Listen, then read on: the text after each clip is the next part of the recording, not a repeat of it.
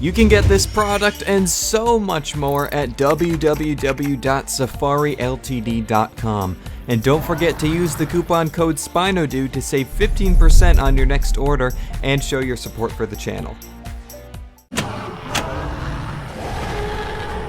Greetings, hello ladies and gentlemen, and today we have the new for 2020 Safari Ltd Concavenator for review. Now I've been looking forward to a new Concavenator from the Safari range for a while now. It's a very unique theropod, of course, and I didn't know how to feel about this one when I first saw the promo images released. And I just decided to wait to see the in-hand stuff, and after getting this one in hand, this one is a letdown for me. First of all, for the size. Let's start by measuring it. So this figure is about 5 inches long, which is about 14 centimeters, and in terms of the height, it is about 2.5 inches tall, which is about 6 centimeters. And we're also going to get our comparison out of the way here too, and this one does have stability issues as well, as you are now seeing. There we go.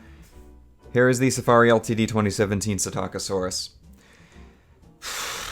Yeah, I mean, virtually no size difference here. The Concavenator is a bit longer, but the Psittacosaurus actually weighs a bit more when you actually hold both of them. And oh my goodness, can you stand, please? Thank you, there you are. And Concavenator wasn't a crazy big theropod. It was actually more on the average, smaller side. It was about 20 feet long. But it's just strange to have this Concavenator being so small in comparison to the Deinonychus, for example, which is on the larger side that was released for 2020. I know that Safari isn't really consistent with their scale for figurines, but they have been pretty good with depicting smaller animals as smaller figures and larger animals as larger figures, but this is just odd to have this Concavenator be so small that it's literally the same size as the Psittacosaurus.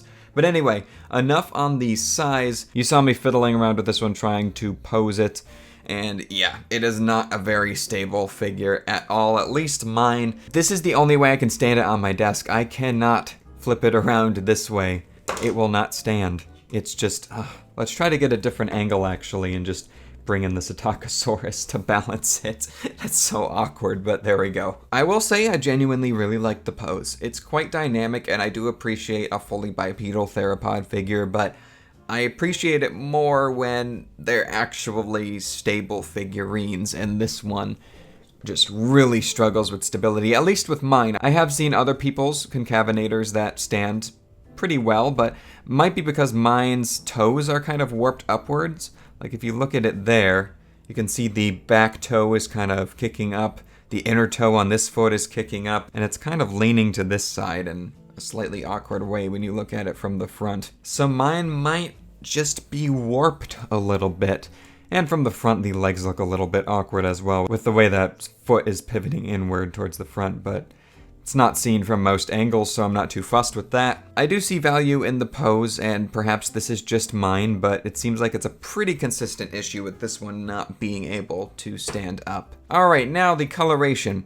I actually overall really like the colors here. I like them better in the promo image though. I actually really like them in the promo images. The execution with the colors in hand is what's the biggest problem for me. First of all, it's actually missing a dark, almost black color that was running in between all of these white stripes going along the spine of the animal. I thought that really added a lot in the promo images and sort of broke up the burnt orange brown color across the body. I still like the idea of the creamy white stripes against this warmer color palette, but they just feel like they're an afterthought. Like you can tell they were painted on and they don't really feel like they're a part of the natural color scheme of the animal. I also feel like the red eyes look a little bit cheap on this one, and for whatever reason the underbelly color is just on this third finger on its left hand, which is not present on the other hand, which is strange, but it's probably just a mistake on mine. I think overall I like what they were going for with the colors, but it's just the execution doesn't complement the detail of this figure, and that leads into the actual details on this one. So let's zoom in and take a closer look at it. Really nothing special. I mean, they're at a realistic enough scale, I guess, for the size of this figure. But I think my biggest problem overall is that the paint application just doesn't complement the details and doesn't really bring attention to them. It almost feels like the detail and the colors are really just clashing with each other. Alright, and as for the head on this figure, the paint feels just kind of messy. It's not like it's painted bad, it just feels like the mix of colors here, particularly that black wash just on the head, doesn't sit with me too well for some reason.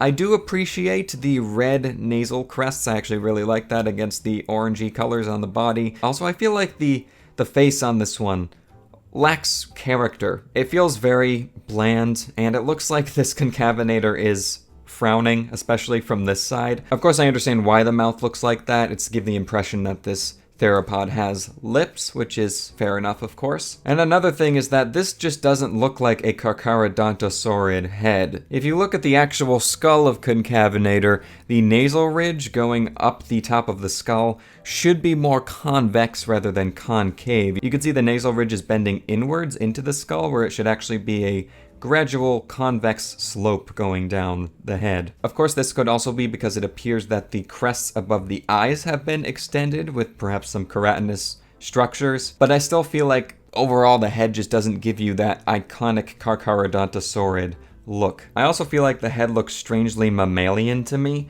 and when compared with the chosen coloration for this Concavenator, it reminds me of a thylacine or a Tasmanian tiger. Alright, well, I think that covers all of my thoughts on this one. I have to say this is my least favorite figure from Safari Ltd's 2020 range. This one is a letdown for me, I have to be completely honest.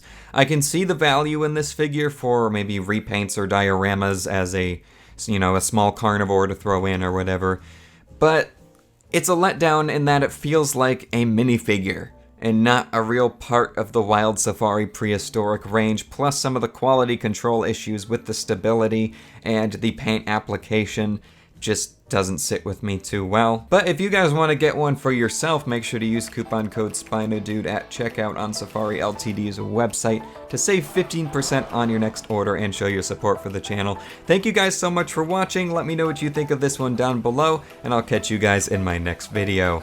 So take care, and bye-bye.